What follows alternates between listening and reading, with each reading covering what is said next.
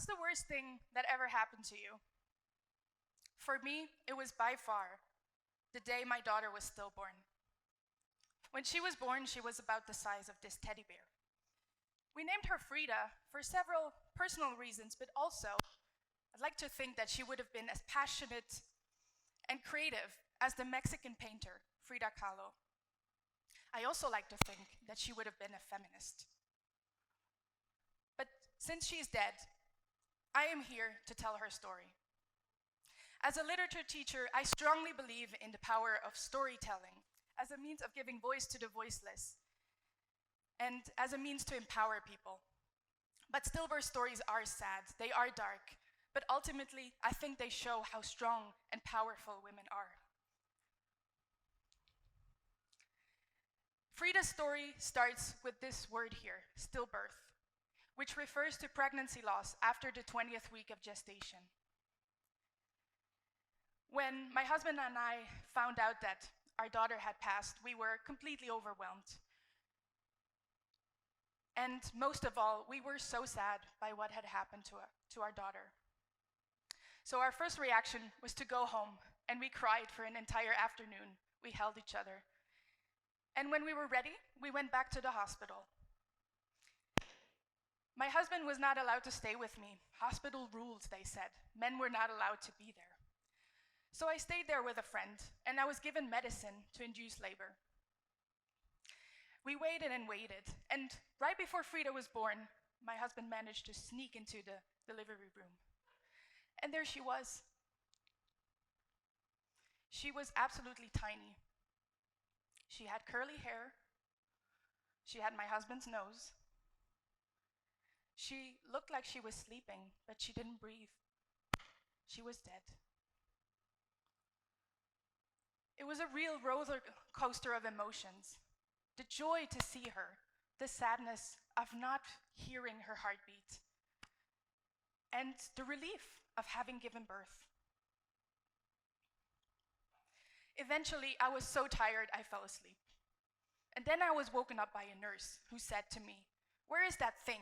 You can take it home." I couldn't believe what I heard. Had she really just referred to Frida as a thing? As if Frida was nothing.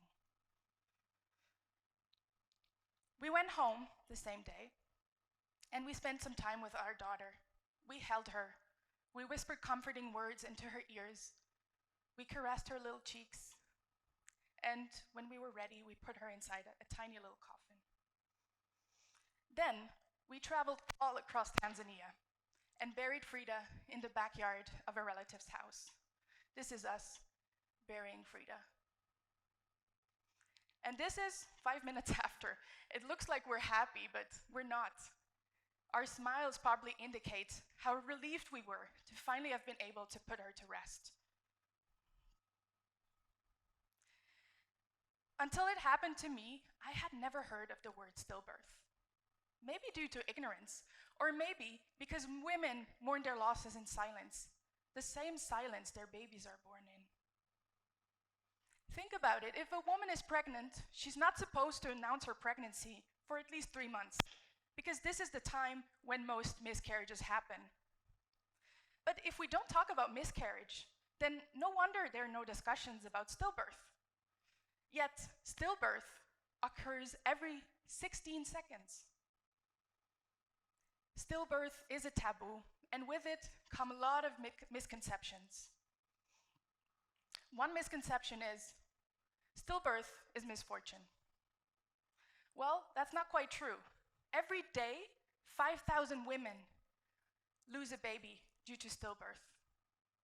According to the World Health Organization, prenatal care, both in higher and lower income countries, could prevent over 500,000 stillbirths. So, in fact, many stillbirths are preventable. They're not just misfortune. A second misconception is it only happens to a minority of women, which is also not true. 1 in 72 pregnancies end in stillbirth. And further numbers show that 2.6 million babies are stillborn every year. Think about this. 2.6 million babies, that's more than the entire population of Paris. On top of that, many stillbirths are never recorded. Mine never was. And this suggests that the numbers could actually be much, much higher. Cultural beliefs also contribute to the silencing of women in couples. In my research, I wanted to find out, and I wanted to understand how cultural beliefs surrounding stillbirths, how they were viewed, particularly in East Africa, because this is where I live. I read a study, a qualitative study that was conducted in Kenya and Uganda, and they interviewed parents of stillborn babies. And what they found out in this study rings similar to some of the stories that I heard here in Tanzania. They found out that telling parents things such as it was God's plan or it was witchcraft were actually quite common. Or pretending parents from attending a burial or even seeing or holding their dead babies were actually quite common.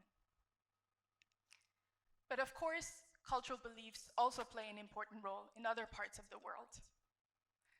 In Europe, I heard things such as everything happens for a reason. I also heard about a woman in a Scandinavian country who was never even able to see or hold her dead baby. My point is, stillbirth can happen anywhere in the world, but it happens more to our most vulnerable women, particularly in this region of the world, sub-Saharan Africa. Some main reasons for that are malaria, for example. A lot of women lose their babies due to malaria, or because they simply cannot afford prenatal care. Stillbirth is a traumatic experience, but it is even more traumatic in an environment which lacks knowledge and empathy. Even when there is help, studies have shown that mothers who have gone through stillbirth are at a very high risk of depression and even PTSD. So, you might ask yourself, what can I do if I know someone who has gone through stillbirth? Well, first of all, don't be silent. Talking about death, yes, it is uncomfortable. Talking about the death of a baby is even worse. But a simple "how are you" can go a very long way. Another thing, and this is something that I heard actually, is at least you know you can get pregnant. While people mean well when they say these things, it isn't helpful because when a woman loses a baby, she feels a tremendous amount of shame and guilt. She feels like her body has failed her. So you could say something like, "It wasn't your fault." My third tip is help bereaved parents. When you lose a baby, you feel completely disconnected, you feel alienated, you feel like your life doesn't make any sense anymore. And when it happened to us, we were overwhelmed by the kindness of people in our community. People brought food to our house. We even had a family member moving in, and she did all the cleaning for us. My family planted a rose for Frida. Here are some tips for bereaved parents. And I know everybody mourns in different ways, but this is what worked for us, for me. The first thing we did is to name our daughter, to take pictures of her, to make memories. Don't regret anything later. My second tip is talk about your experience. And yes, this is much easier said than done. It is so hard to talk about it. But 60 to 70% of women report depression 1 year after having had a stillbirth. Same thing happened to me. I was very depressed. I felt a lot of shame and guilt for losing Frida, so I went to therapy. I was lucky. I did a therapy called EMDR, which is a therapy they actually do with soldiers coming back from war zones who have gone through trauma. It helped me a lot because I went from believing that Frida's death was my fault to realizing that it wasn't. And the last tip I have is, sounds a bit corny, I know, but try to find beauty in these dark moments. Let me explain what I mean by that. There is a concept in psychology called post-traumatic growth, and it's the idea that people who endure trauma can often experience positive growth afterwards. For me, for example, it meant that I was more confident in myself, in my body, and I also made more meaningful relationships. In the beginning, I said that hopefully Frida would be a feminist if she were alive today. For me, feminism is about empowering people, particularly women. And since 2006, women have come forward publicly sharing their stories of sexual assault, which are also stories of shame and guilt. Stillbirth stories are also stories of shame and guilt. But I am here today to tell you that there is no shame in losing a baby. Instead, we should support each other. And we shouldn't just assume that men can grieve alone by themselves. The more women talk about their stillbirth stories, the more the shame and the guilt of losing a baby will vanish. And the more men talk about their stillbirth stories, the more the stereotype of the strong, silent man will diminish. Frida Kahlo was not only considered a feminist icon, but she was also an amazing artist. Her art is colorful, as you can see here, but her life was one filled with chronic pain.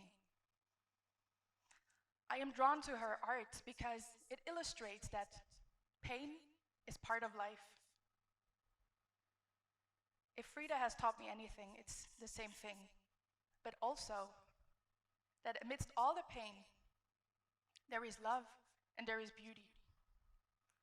I think we owe it to our dead babies to tell their stories, our stillbirth stories. So, what's yours? Thank you.